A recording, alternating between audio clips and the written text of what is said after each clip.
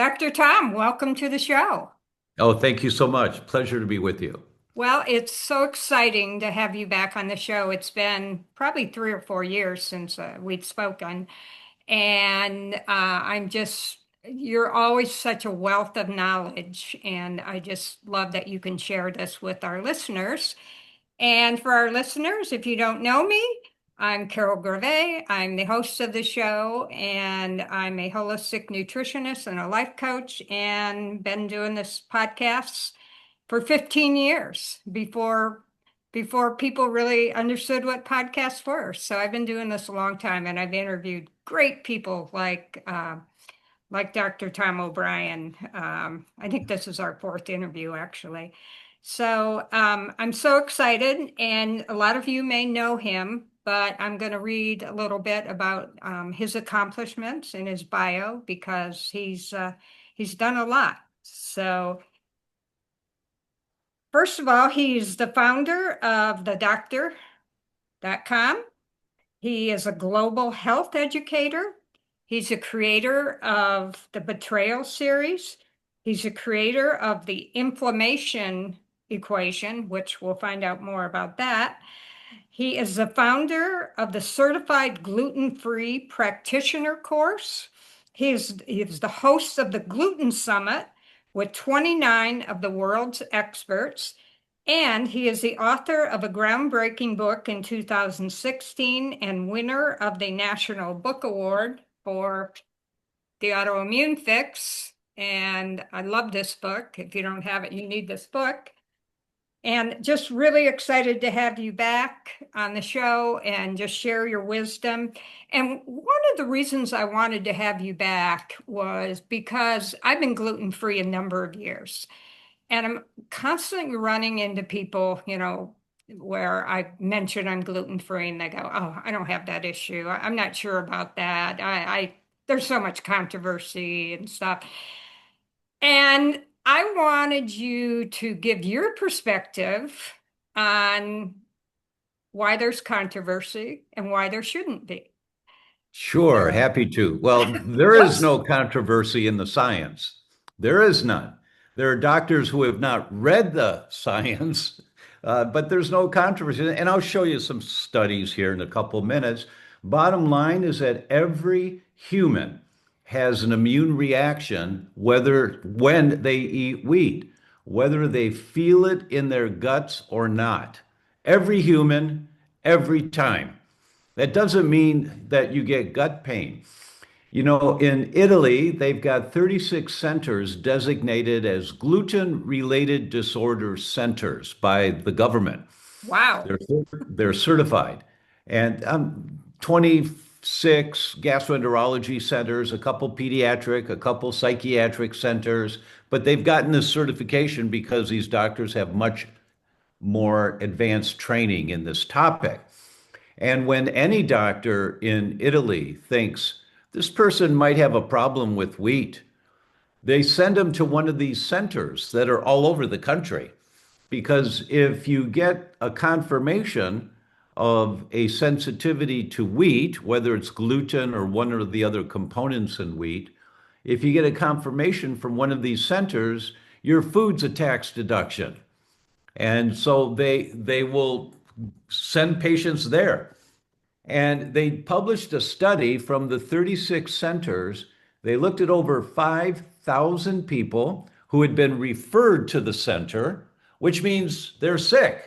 They've gone to their doctor for something who is sending them to one of these centers to see if it's wheat that's causing their problems or contributing to their problems. And And this so, is interesting because this is in Italy. When you think of Italy, you think of pasta and sure. Right, pizza. right, right, Anyway, right. anyway, go You ahead. can't argue with this science. You can't, you know. And so over 5,000 people, and they published a paper, and they said less than half of them have gut symptoms. Less than half. They've got skin symptoms or brain symptoms or kidney symptoms, but they don't feel bad when they eat wheat because it's activating the immune system for most of the people. And that immune system is what creates the inflammation. If you pull at a chain, Mrs. Patient, you pull at a chain, it always breaks at the weakest link. It's going to be at one end, the middle, the other end. It's going to be your heart, your brain, your liver, your kidneys. Inflammation is the pull on the chain. And if you're sensitive to wheat and it activates your immune system pulling on the chain, you're going to get the symptoms where the weak link in your chain is, not necessarily your gut. So those people say, "Oh, I feel fine when I eat wheat. I don't have any problems with wheat. I feel fine." Well, that's limited thinking because you're operating from the principle that it's got to affect my gut, and if it doesn't affect my gut, I'm fine. Yeah. And actually, they published these 36 centers published a study, and they showed only 9% of people that have a sensitivity to wheat get bloating and gas. Only 9% from gluten. Um, Only 9%. The rest of them, the over 90%, so 9 out of 10, they get skin symptoms, brain symptoms, kidney symptoms, gallbladder symptoms. They get some other symptoms in the body. They don't get bloating. So, because it's the bloating where you feel bad when you eat wheat. If you feel bad because you get bloated, you get, oh, I don't feel so good. I have to undo my pants or make the belt a notch lighter. So 9% of that bloating and gas that people get is from gluten. For the other 91%, if they get gut symptoms, it's from another component in wheat called the FODMAPs in wheat, fermentable carbohydrates. So gluten doesn't cause gut symptoms for most people when they have a sensitivity. It's pulling on the chain, but the weak link in the chain is your kidneys or your thyroid or your brain. It's Hey, not Dr. Tom, can you explain FODMAPs a little bit more? Because that may be a new word to some people. FODMAPs are they're fermentable carbohydrates. Okay. They're the carbohydrates in wheat that start to ferment. And most bread and pasta that people eat has been risen. They use yeast to rise, and the FODMAP contents go higher. So it's the FODMAPs in wheat that activate the gut response, not the protein gluten. The Okay. protein gluten activates the immune system, creating the inflammation that pulls at your chain. And wherever the weak link is in your chain is where you're going to get the symptoms eventually. This is why people can go to Italy and they can't eat the wheat in the US because they get bloated. But if they go to Italy, no, doc, I feel fine when I eat the wheat there. I feel fine. It's not a problem. No, it is a problem because it's still the gluten is activating your immune system, but the wheat in Italy is lower in FODMAPs. So you don't get the bloating and the gas. Oh, I feel fine when I eat wheat. But you still get the inflammation that's going to affect the weak link in your chain, your thyroid, your brain, wherever it is. And patients don't want to hear this. They just don't want to hear it. Say, You look, probably here, have less glyphosate in well, glyphosate makes it worse, but that's yeah, not the problem. It's one of the chemicals we're all exposed to. It's a huge problem. I'm not yeah, minimizing it, but yeah. has very little to do with the symptom patterns that people have when they have a sensitivity to Okay. wheat. Okay. Okay? So I tell patients, say, look, you came in, we ran the test, you were highly sensitive to wheat, you got off of all wheat completely, and your Hashimoto's thyroid disease is now in remission. Great. And we rechecked, and all the blood tests are normal. Great. Now, you want to go to Italy and eat the wheat? Yes, yes, because I feel fine, if I eat the wheat in Italy. Let's do the test again now, just before you go, to make sure that you're still safe and everything's good. Go to Italy, have a great time, eat whatever you want, and then when you come back, you'll do the test again. And you'll see. And every single person that does that realizes when they think they're going to fool me, when they come back because they felt fine eating the wheat. But when they come back, their Hashimoto's thyroid antibodies are through the roof again, or their rheumatoid antibodies are through the roof. And we had put them in remission. They were quiet. Their autoimmune disease was in remission. But when they go over there and they eat the wheat and they feel fine because they don't get any bloating or gas because it's lower in FODMAPs, and they come back, they're shocked. And then they say, oh, all right, I understand now. How do I get my thyroid antibodies back down to normal? I said, well, you know exactly what to do, and you know it's going to take 3 to 6 months to do it. So in the meantime, you're killing off thyroid cells, killing off thyroids, and there's nothing we can do to stop that. So it's going to take a number of months to calm that down again. Wow. So that's a common scenario that we see. Uh, uh, and the question about glyphosate is a valid question. It alters the microbiome. It causes all kinds of problems. Yeah. I'm Yeah. talking a lot about infertility these days in Yeah. young couples. And at a French fertility center, when they checked the blood of the men there, 72% of them had glyphosate in their blood. If they have glyphosate in their blood, it's 300% higher in their semen. And if it's in their semen, in the testicles, it's damaging the sperm, it's damaging the DNA in the sperm.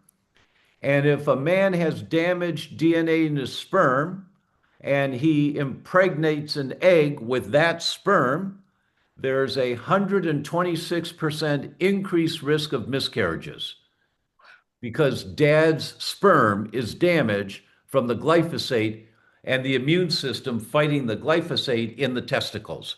I mean, it's so I don't want to minimize the importance of avoiding glyphosate every time we can, but it really doesn't have much to do with the discussion about sensitivity to wheat.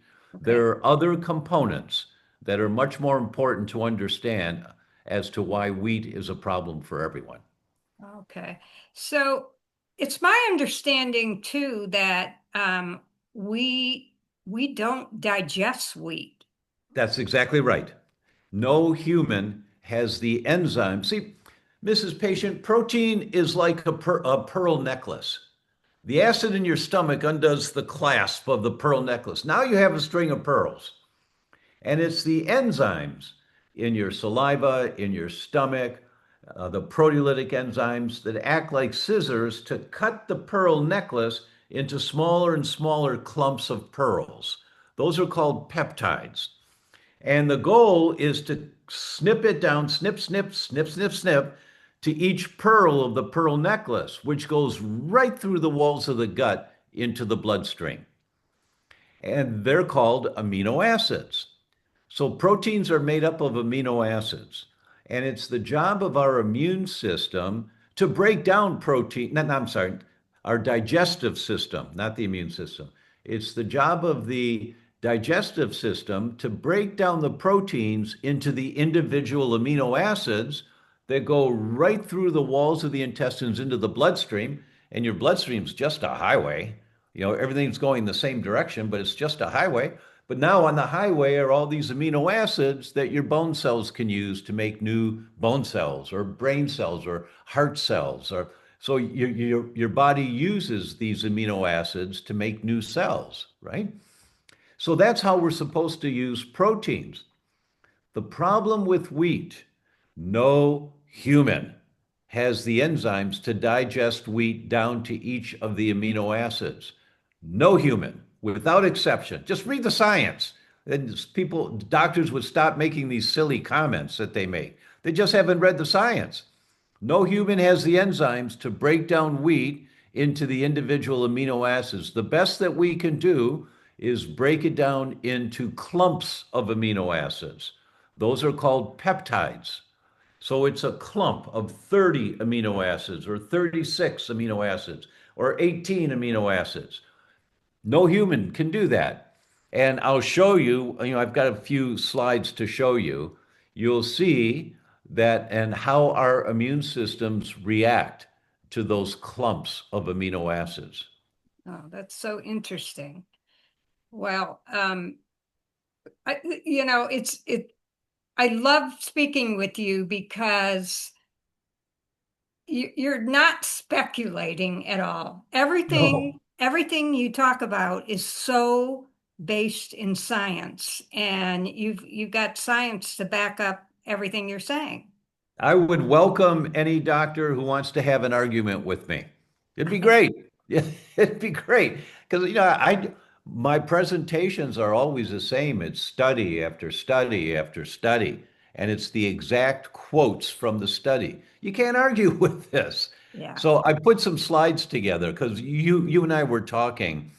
And you had mentioned that your um, goal here, one of them was to really focus on um, uh, being healthy as opposed to living longer Yeah. uh, necessarily. So if it's okay, I'd like to show a few slides on this. Would Oh, that be okay? that would be great. Okay. So let me share screen here. See if I can do that. Um, where is it? Share. There it is. Share. And we're going to do this one. Yes. Can you see my screen now? Yes, perfect. Okay. This is a cute little quote from Aldous Huxley, uh, but it's true. It's very true. And let me show you why that is. That Can you we, read that quote? Because this is going to be a podcast too. oh, So sure. Let me back up one, sorry see about if I that. can. Medical science has made such tremendous progress that there's hardly a healthy human left. And That's an interesting quote. yeah, it's cute, but it's true. In this study, they show us that life expectancy has increased dramatically in the last 70 years. Around 1970, if you look at the red line here, are people under 70 years old. The blue line are people over 70 years old. And you can see that the population's going up. Yes, it's going up. But the percentage of people over 70 years old has gone up over 300%. There are many more elders today than there were 70 years ago, which is why there's hardly a healthy human left because you keep living this lifestyle that used to kill us when we were in our 40s or 50s, maybe our 60s. Now it gets us in our 70s and 80s. And what does that look like? There's a gap between total lifespan and health span, the period free from disease. And Yes. that's what's getting larger is this gap. So men live to about 79 years old, but the average healthy male is 62, meaning the last 21% of his life is with disabilities. He's got diabetes, he's got high blood pressure on medication, he's had a heart attack, he's had a stroke, he's got bad arthritis, something that's limiting the quality of his life, the last 21% of his life. Women live 5 years longer on average to about 82, and 24% of their lives are with disability. I mean, nobody wants to have the last quarter of their life be with disabilities. No one does. And I suggest that the goal is to extend healthy lifespan closer to total lifespan. And what I say, Mrs. Patient, I don't know if I can help you live longer. I don't know. We'll find out when you die. I mean, that's the only way you know. Uh, but I certainly, without exception, can increase your healthy lifespan closer to your total lifespan. That's the goal that I'd recommend you embrace is increasing your healthy lifespan. It's so important, Dr. Tom, because we all know somebody that has dementia, some sort of Yes. dementia. Yes. And we know that it not only affects the quality of life of the person who has it, but the family and friends. Yes. And so I, for one, want to live a long life. And I think many people are on the same page. But I don't want to live a long life if the last 20% of my life I have no memory. That's the point. Yes. That's my point. And I'll show you how to do that. This is what I'm talking about a lot on stage all over the world right now, is showing doctors how to talk to patients about this. Okay, great. So there's a few basic concepts we have to understand in order to embrace this concept of focusing on extending healthy lifespan. There's a few concepts. The first one is to recognize, when do these disabling diseases begin? That's the first one that we have to recognize. So this study was called a landmark study, and it's 22 years ago that Melissa Arbuckle published this in the New England Journal of Medicine. And she was at the VA, and she looked for people in the VA that had lupus, the autoimmune disease lupus. In this particular VA center, she found 136 people with lupus. Now, if they're in a VA center, they're veterans. If they're veterans, they were in the armed forces. If they were in the armed forces, they had their blood drawn many times over the years while they were healthy in the Navy or the Air Force or the Marines. And what most people don't know is that the government has been saving and freezing almost all of that blood since 1978. That's when they passed the legislation to be able to do that. They have tens of millions of samples of our service people's blood. Wow. Well, Dr. Arbuckle knew this, and she asked for permission to look at the frozen blood of the currently diagnosed lupus patients when they were healthy in the Navy or in the Army. And she got permission. And what did she find? She found that the antibodies of lupus, and there are 7 of them, they all were elevated years before there was ever a diagnosis. Years. And they follow a predictable course of more antibodies, more antibodies, more antibodies over the years until they start getting symptoms. This went on for years. And this is the drawing in her article on the zero line across the bottom. The zero line doesn't mean no antibodies, it means above the normal range. And you can see that all 7 of these are above the normal range 5 years before they ever have a symptom. And some of them, it went out 13 years before a symptom that you have these elevated antibodies. Now, why would we ever have antibodies to our own tissue? Most doctors never ask that question. But why, when they order a test for your thyroid and look at thyroid antibodies, is there a normal reference range? Usually it's 0 to 34, 0 to 36, something depending on the lab. Why? Why is it normal to have any antibodies to your own tissue, whether it's your brain or your thyroid or any tissue? Because, Mrs. Patient, you have an entire new body every few years. Every cell in your body regenerates, every single cell.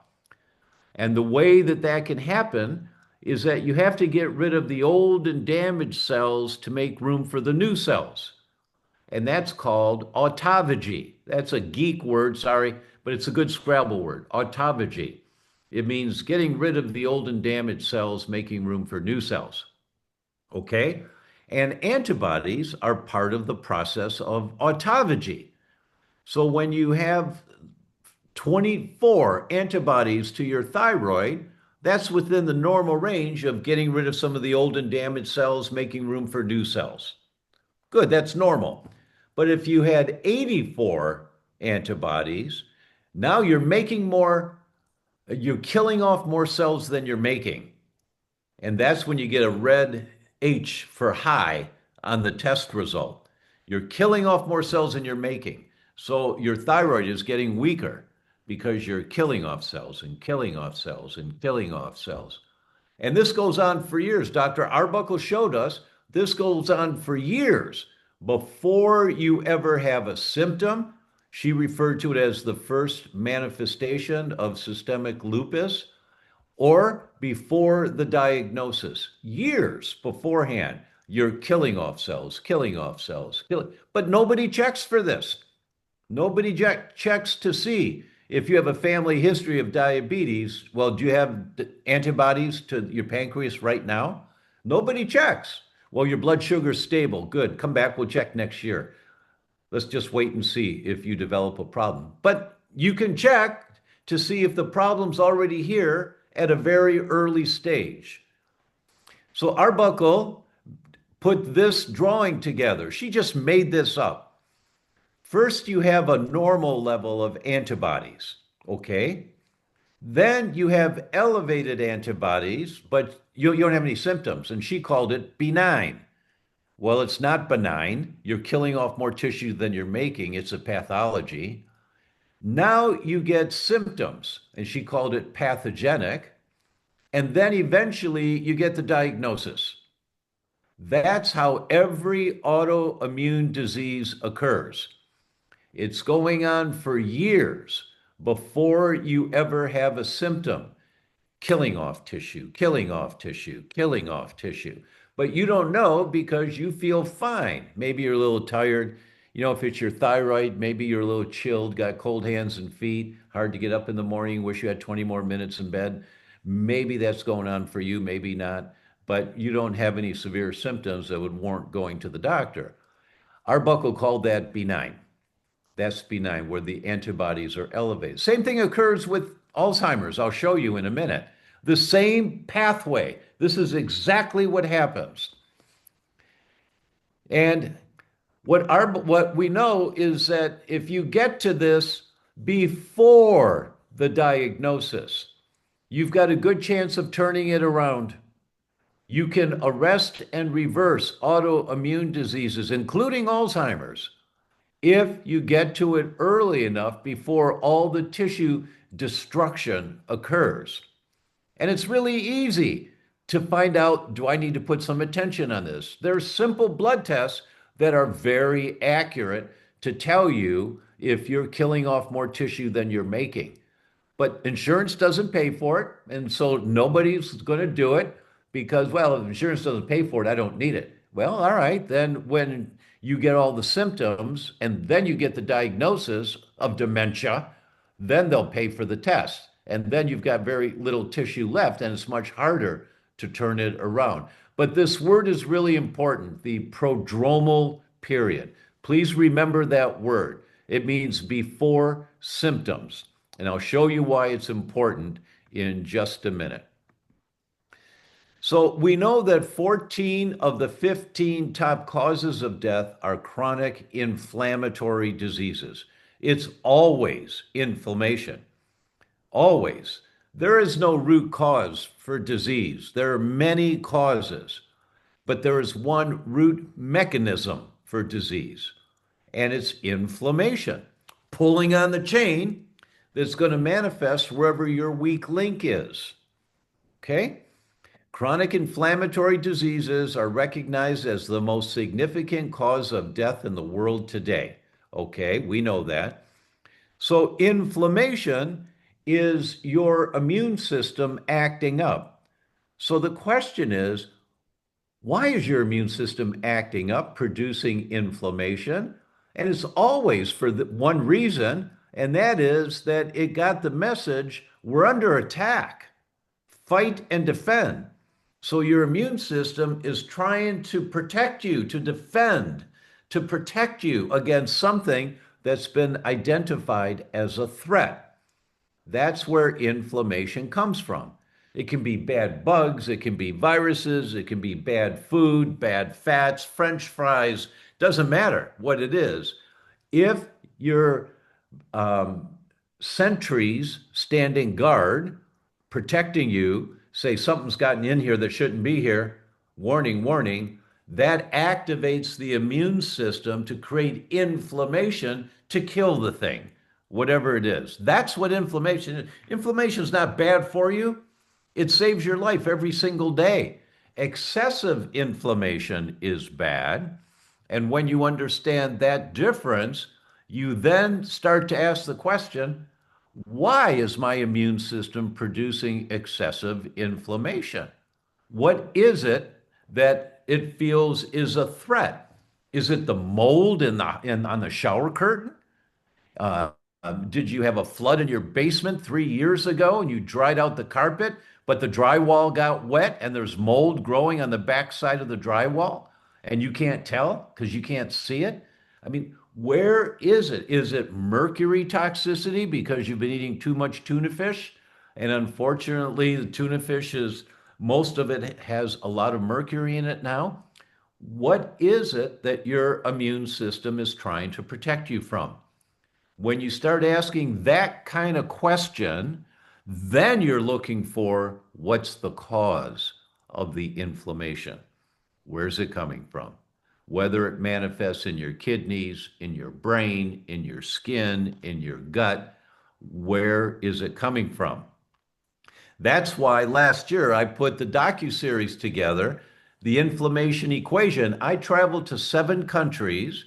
I hired film crews in each country, and I interviewed the world leaders, the researchers on autoimmune diseases and inflammation, asking them what have they found. And I know what they found because I've read their studies, which is why I went to interview them, right? And we put it together in the inflammation equation. You can see the URL down there. I think you can. It's Yes. theinflammationequation.com. And it's free. You go there and you just register, you watch this, and you go, wow, wow, that just makes sense. Wow. And you're listening to the world experts. I'm going to show you a couple of them here tonight. In this, a few more studies I'm going to show you. But it's free. And when you understand this concept, the questions you ask are very different of your doctors because you know where you want to focus. I want to enhance healthy lifespan closer to my total lifespan, doc. I mean, hopefully we can extend my total lifespan, but I want to increase my healthy lifespan. And to do that, I want to reduce the inflammation in the body. Can you help me figure out where the inflammation is coming from? And most doctors have not thought like this, and they don't have the tools to do it. There are many that do now, many in functional medicine, integrative medicine, and complementary medicine. There are many now that know this line of thinking, but the vast majority in the world still do not. But when you watch the inflammation equation, you now know the kinds of questions to ask. And this is free. My wife and I put it together for the world. So please go to theinflammationequation.com and register for this thing and watch it. And you go, oh my God, this I'll just makes, also put a link on the show page to oh, this. thank you. Yeah, Thank you so much. that's great. So, as you pull at a chain, it breaks at the weakest link. It always breaks at the weakest link. And this, I love this drawing. And I give this paper to every one of my patients to put it on their refrigerator or put it on the bathroom mirror. Because when people look at this, everyone can understand. I've got a 5-year-old, and we got the game for him, the pegboard with the plastic wheels that go into the pegboard. And then you put another wheel, and if you get them the right distance apart, you turn one, it turns the other one, right? They Yeah. turn. But if they're too close together, they don't turn. If they're too far apart and don't touch, they don't turn. So this drawing says it all. It's always this way. This is the mechanism. It's chronic infections, bacteria or obesity or a lack of activity or the chemicals in our body or not enough rejuvenating sleep or bad foods that activates the immune system trying to protect you. So you produce this SCI is systemic chronic inflammation. 14 of the 15 top causes of death are chronic inflammatory diseases. When you understand this drawing, you know how to extend your healthy lifespan. You understand what you have to figure out what is it on the left side in my body, in my life, that's contributing in excess, activating my immune system, producing the inflammation that manifests as diabetes or cardiovascular disease or cancer or depression or autoimmune diseases or dementia or osteoporosis. See, the right side, it doesn't matter how it manifests, and it does for the person and how they're suffering. I don't mean to minimize that, but you have to think of the left side. How is it that I'm causing the inflammation that's manifesting as dot, dot, dot, whatever my symptoms are? This is fantastic. Would you be able to give me a copy of this? And I can also put this on the show page I too. would be happy to. I Okay, absolutely will. okay, great. Absolutely will. Because you want to increase the quality of your health, you need to focus on the left side over here. You need to find out what's not up to par that is producing the inflammation, pulling on my chain that's manifesting wherever my weak link is. You have to focus on the left side of this drawing. Don't worry about what drugs to take. They help short term, but they don't enhance healthy lifespan. You reduce some symptoms, but the mechanism is still going on. And Right. you have to calm down this mechanism. So, even the 9 well established hallmarks of aging, every single one of them is associated with sustained chronic inflammation. It doesn't matter, you can spend a lot of money and do stem cells, or you can measure your telomeres, and you can do all of these um, more advanced anti-aging protocols, and they're very helpful. They are very helpful, but you have to stop throwing gasoline on the fire. You have to figure out how is my immune system being stimulated, producing this inflammation. You can't just treat the symptoms. I want more energy. Well, good. Okay. Do this and you'll feel better right away, but you have to stop the mechanism that's caused where is the lack of energy coming from? You have to address that. And what does that mean? Where are the sustained activators of inflammation coming from? Well, we know that there are certain tests that you can do and cardiovascular aging, you can identify this, and we know that they're associated with exceptional healthy longevity in people over 100 years old. It's always the same. They've got low zonulin levels. That's the protein that causes leaky gut. They don't have leaky gut, and they have very low levels of lipopolysaccharides, which is the bad bacteria that gets through the leaky gut into the body. But that's another talk for another time. So here's Professor Alessio Fasano, a professor of pediatrics at Harvard Medical School, a professor of nutrition, Harvard School of Public Health, the chief of pediatric gastroenterology at Harvard Mass General, the director of mucosal immunology, the director of the Celiac Research Center at Harvard. This guy has 5 titles. Any one title is a lifelong dream for someone at the top of their game. He's got 5.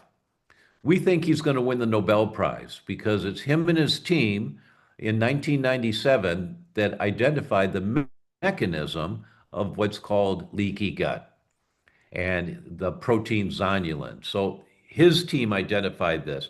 Now, Fasano, he's published over 300 papers in the medical literature.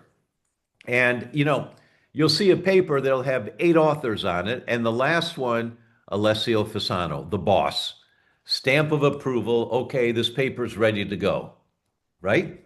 This paper he wrote himself, which tells you how important it is. Look at the title of the paper. All disease begins in the leaky gut. All disease.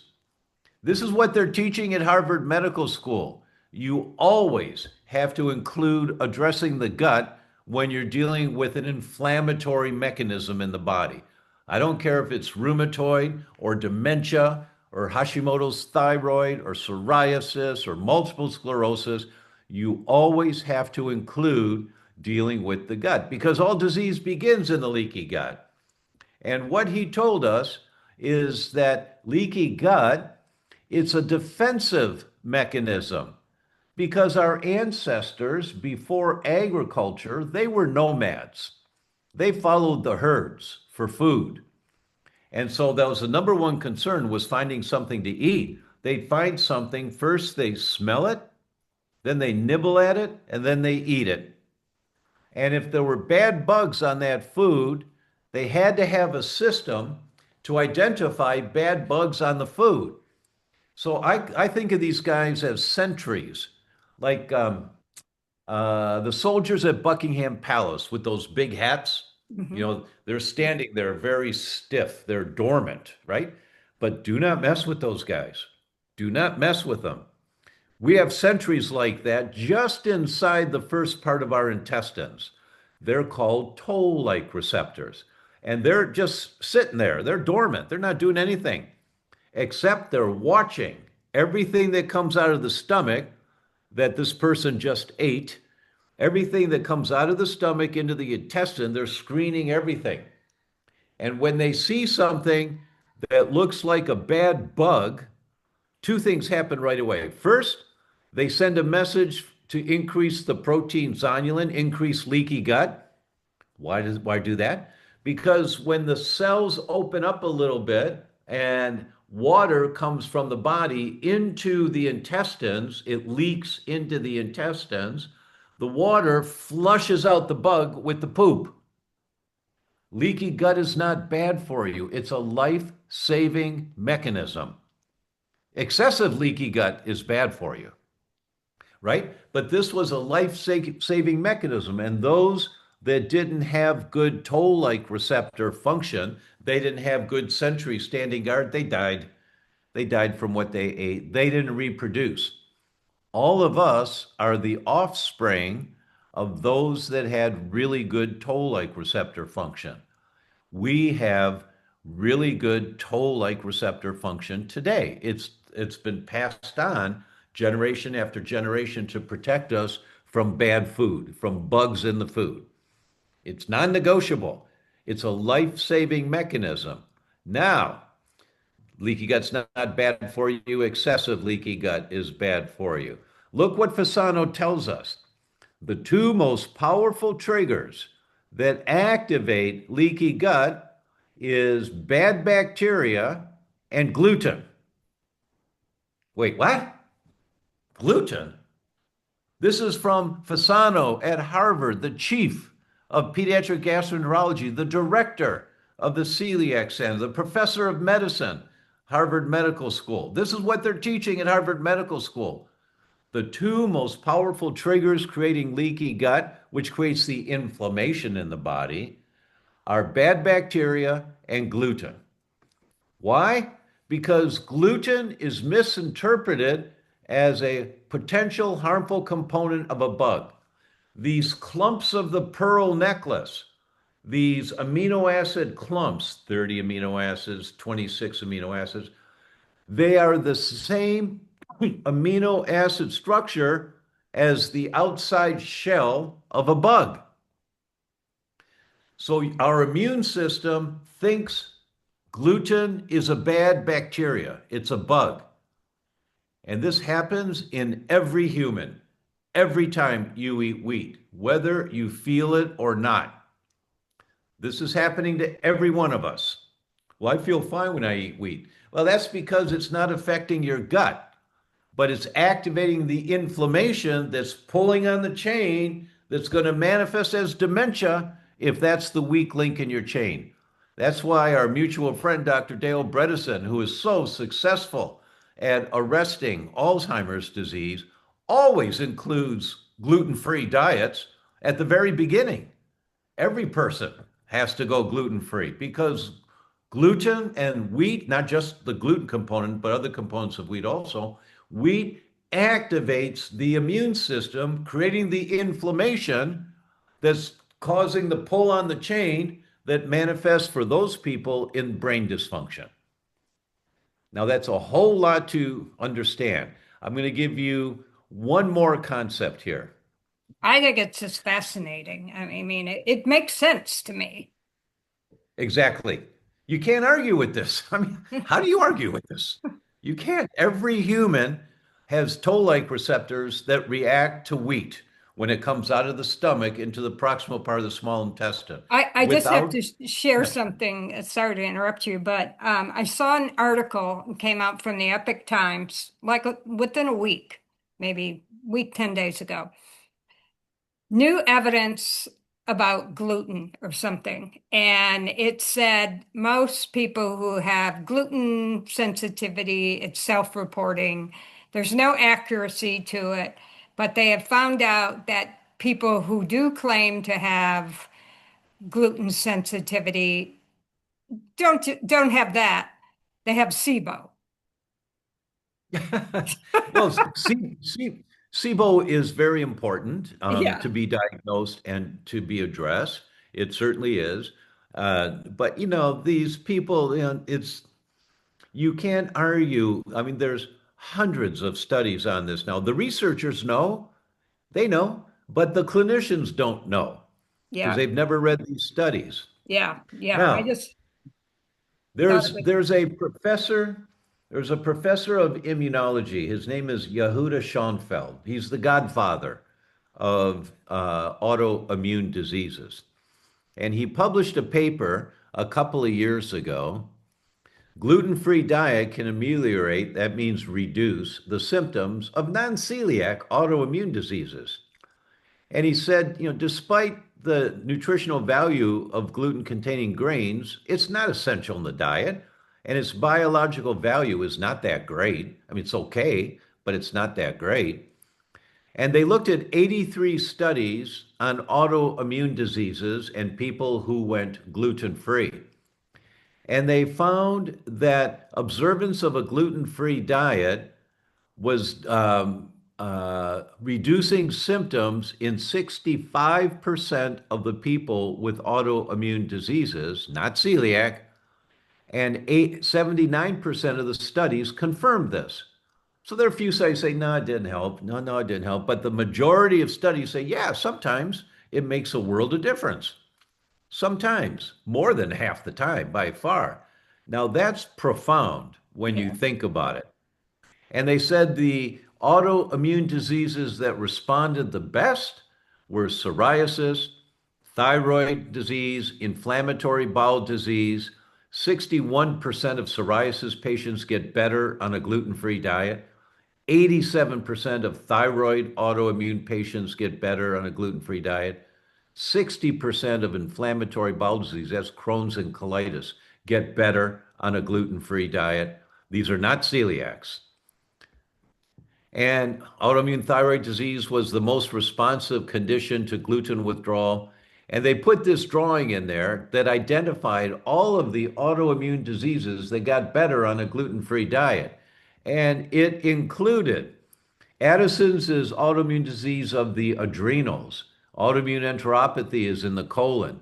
Hepatitis is the liver. Pancreatitis, thyroid disease, myocarditis, that's your heart. Phospholipid syndrome, amenorrhea, meaning you've lost your cycle.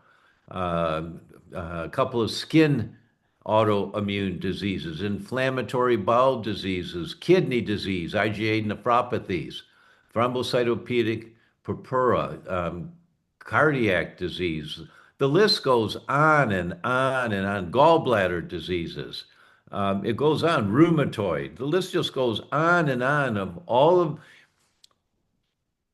79% of the studies confirm that 64% of the people get better on a gluten-free diet without celiac. You can't argue with this, right? Yeah. They looked at 83 studies on this. And that's what I wanted to share in terms of slides with you, is that this thing about wheat is, I mean, people don't like it because we were born and raised eating wheat 2, 3 times a day.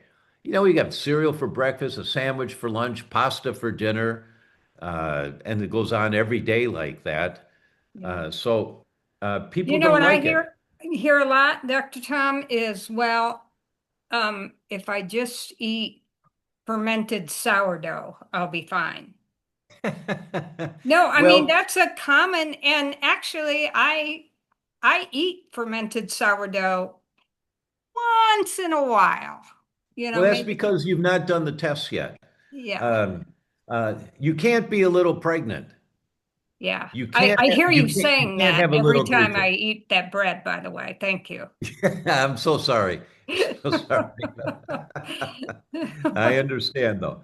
But when you eat, if you're gluten free, say, well, once in a while, when you have some wheat, you're going to have a reaction for up to 3 months, 3 to 4 months from one serving because you activate the autoimmune response to come back full force. But I love what you said because my gut feels fine. Yeah, yeah, your gut feels fine. But if your weak link is your brain, you don't feel fine. Yeah. Oh, I've got one more thing I wanted to show you. Hold on, please. Let me Okay. find it. I don't know Okay. where it is. Just a minute. And if you have a question while I'm looking for it, you can. Um, I think w- we just need to discuss briefly about some of the crappy gluten-free food that's out there. Oh, yes. Oh, that's critically important. Now, where did I put that? Yeah. Uh, because I put a slide in here for you on that one. Just a minute, and Okay. let me find that. Okay. Yeah, it's just I'll just share, I read labels. I don't buy a whole lot of food that requires a label, but when I do, I read the labels on some of the gluten-free food and it's Yeah. horrible. Yeah, no, excuse me, I should be more scientific than this, but Oh, it's that's just, okay. Well, just we didn't discuss this earlier, so I know you've got a lot of information going on there. But yeah, but but people it, think they're doing really good by eating, Glutino brand, which I right, think is one of the worst. yeah, it's white paste. It has no nutrition value whatsoever. Yeah. And it's white paste. But I'm going to show you, while we're still on this topic of gluten, what is the ideal gluten-free diet to begin with? Everyone needs to, uh, uh, how do I say this? Create their own diet that works best for them, Exactly. following the guidelines of reducing inflammation. That's most important Right. is that you stop throwing gasoline on the fire. That's the most important thing. Yeah. And I know I've got it here. Here it is. Good. So let me bring this up here. Yep, that's the one we want. And so now let's share screen once again. Let's see, where's share screen? There it is, share. Good. And here it is, share screen. Okay. And this is the pyramid. This is the gluten-free Mediterranean diet pyramid. So this is the article. If you want to read the article, it's free online. Just go to Google and type in the title, Mediterranean Gluten-Free Diet. Okay. And this is the drawing in that article. This says it all. Look what's on the bottom. What should be the majority of what you do? Water. Water. You need to Clean drink water. more water, clean water. That's right. And then fruits and vegetables, organic. And look what's at the very top that I circled up there. Gluten-free. I can't read it. Sweets, Sweet. gluten-free sweet, gluten-free breads, gluten-free pasta. Not very often at all. On occasion, once in a while, okay, but it's not nutritious. It's not going to help you extend a healthy lifespan. Yeah. This diet, this focus will help you extend healthy lifespan, reduce your inflammation. Yeah. And some people are, some people are sensitive to eggs, so you can't have eggs. Or Yeah. some people are sensitive to tomatoes. There's individual quirks in the midst of this general guideline, but this is the general guideline that should go Yeah. on your Yeah. refrigerator. I'm sensitive to dairy. Yeah, that's my point. Some Yeah. people Yeah. are, and so you would stay away from dairy. Yeah. But I can eat Yeah, everything else on here. yeah. But and this is the goal. This is the approximate volumes, how much of everything that you eat, what's the majority. This is why the Mediterranean diet, 1.25 teaspoons of olive oil a day. They followed 83 or 85,000 people Hmm. over 25 years. Those that averaged 1.25 teaspoons of fresh virgin olive oil a day on a salad, or after you cook something, you turn the heat off and you pour a little olive oil on top of it. What he's saying is really important. A lot of people cook with olive oil, and that's a no. Yeah, well, no, it's not best to cook with Light it. saute maybe, but you don't Yeah, want to heat yeah, olive oil for the most yeah. part. But then turn the heat off and you put a little bit more on top afterwards. Yeah, And for these 83, 85,000 people, it reduced the risk of dementia 54%. that's huge. It didn't matter if they had the gene for Alzheimer's. Yeah, 54% by having a teaspoon and a quarter of fresh olive oil every day. that's fantastic. Yeah, so there's things like that. Now, there's one more thing that I wanted to show you, Okay. because with Arbuckle's article, I had said there was a word to remember, and that word was prodromal. So now let me show you what that means uh, in terms of your brain. Uh, and let's see, where did it go? I saw Prodromal. it. So that's the before it turns into a chronic inflammation. That's right. The prodromal period is before symptoms. Okay. Before symptoms. Okay. And let's see. And we're going to go here and here. Okay. And now we're going to do this. And because people are terrified about their brain, and rightfully so, they should be. Right.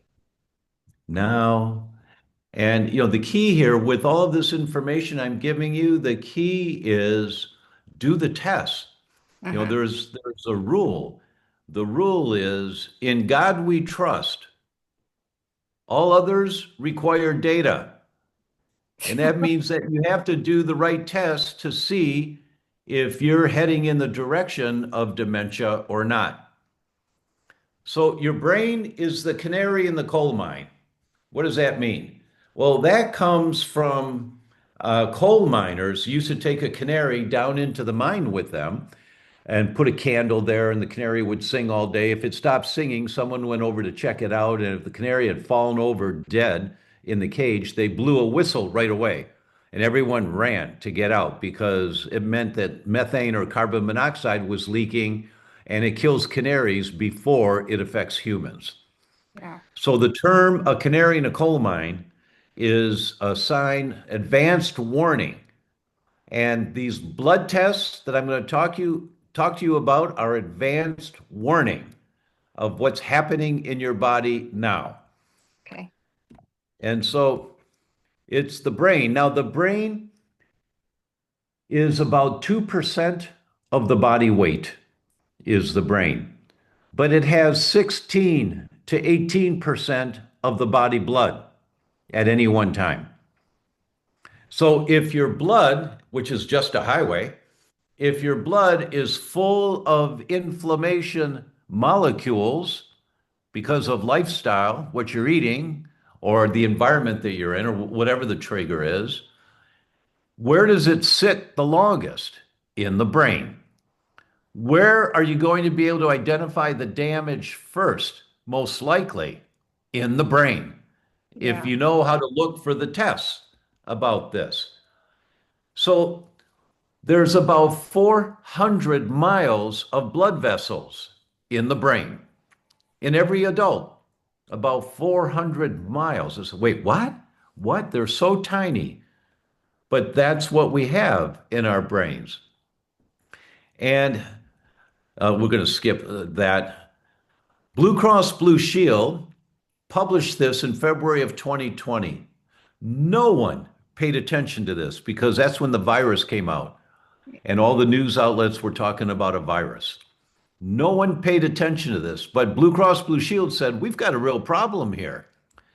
And they said in a 4 year period, in the previous 4 year period, the number of claims for Alzheimer's in young people more than doubled in 4 years. And the average age was 49.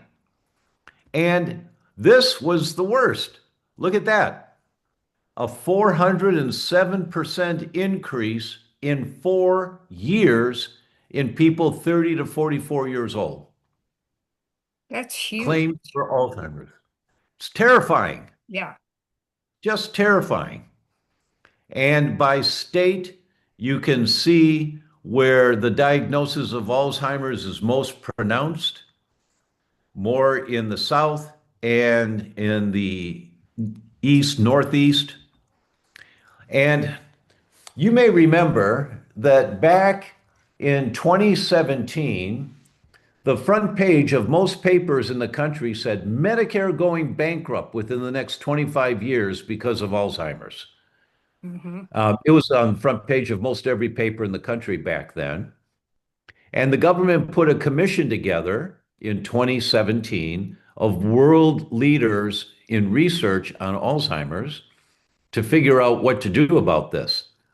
And it took them 2 years to write their report. The report came out in 2019.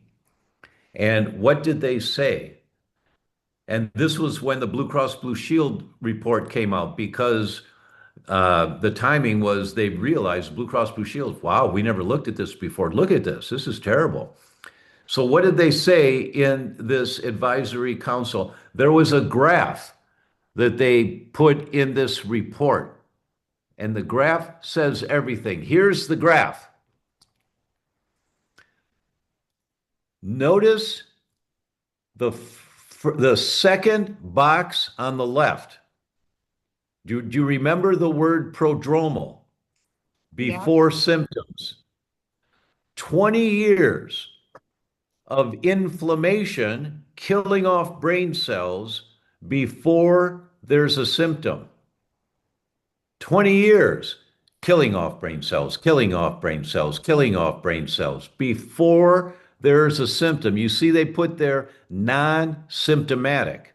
Yeah. There's no symptom, but you're killing off brain cells. So eventually, you kill off so many brain cells, then you walk out into the parking lot of the shopping center. What road did I park my car in? Yeah. I've done that. Where where are my keys? Right? Yeah. That's called mild cognitive impairment. That goes on for 7 years. So now you're 25 to 30 years into this inflammation, killing off brain cells, killing off brain cells, killing off brain cells. And then you get a diagnosis of mild Alzheimer's. And these are the triggers that have to be identified. Where is the inflammation coming from? And when you do the right tests and you look at this stuff and you see what your current status is, which is not going to be good, now you know what you have to do to fix it. Yeah. But if you never test, you never know. Yeah. And I'm happy if to see emotional stress was on that list too, because exactly. that is a huge factor. And Oh, exactly. I'm just going Exactly. to do a little plug for my book real quickly, but I wrote a book called You Are Not Your Issue, available on Amazon. And it's about all those issues that, besides the food, not the food is highly important, but you have to address the whole body. So Yes, stress you do. and being unforgiving and holding on to anger, most of this is comes from your childhood. Yeah. Unaddressed issues will affect the quality of your life, including your physical body and your brain. So I just wanted to mention that. You're absolutely right. It's a critically important concept. And if you remember in David Furman's Three Wheels, Yep, on the left side there was the emotional stress and yep, stress hormones. yeah, That's one of the very important components that often has to be addressed, especially yeah, for people who say, I've tried everything and nothing works. yeah, Well, it's because you know, you ever back out of a driveway and you say, what's wrong with this car? It's moving, but it's not moving very well. It's really sluggish. Oh, the emergency brake. And yep, then you let go of the emergency brake and you back up just fine. yeah, When you're trying your best to be healthier, you really are working at it, and you're not getting the results you want, you've got emergency brakes. yep, And you have to identify what the emergency brakes are. yep, absolutely. So when you do these tests, and we talked about this beforehand, Carol, and so I'm going to invite you and your viewers do the test. There's four tests. Well, if no, if you just do the Neural Zoomer Plus, do one test. I think it's about 350 or $400. Insurance will not pay for it, but it looks at 53 markers of inflammation in your brain. That tells us, where do we begin? What do we have to do? Dinner's ready. Oh, thanks, honey. I'll be down in Oh 5 minutes. Okay. oh Okay, my thank God, you. he's so cute. I'm so glad he came. I wanted to see him. Oh, thank you.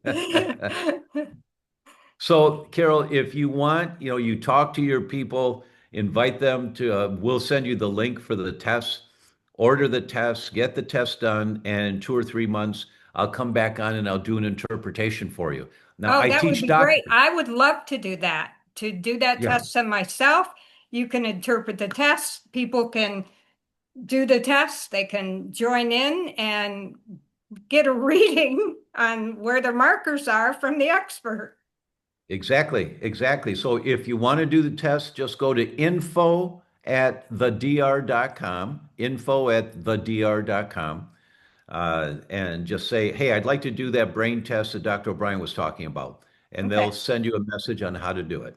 Okay, great. Oh my God, that's going to be fantastic.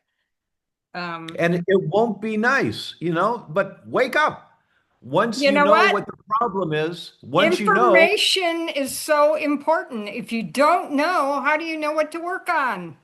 it's exactly right. Exactly right. Yeah, yeah. And I know a lot of people have that mentality. Not my listeners though. But like the more, like I just don't want to know. Well, Yeah. Yeah. I think Well, you said one time, I remember you saying, we'll put that on your tombstone. that's exactly You right. didn't Right. want to know. Didn't want to know. All right. My son has pulled me. Okay, well, you have Time given to us go. some great information, and we're going to be back after I get the test, and everybody that wants to join in on this will be Great. invaluable. Great. Thank you so much for the opportunity. Yeah, thank you so much, and we'll be in touch. Okay. Thank you. Take Bye bye. care.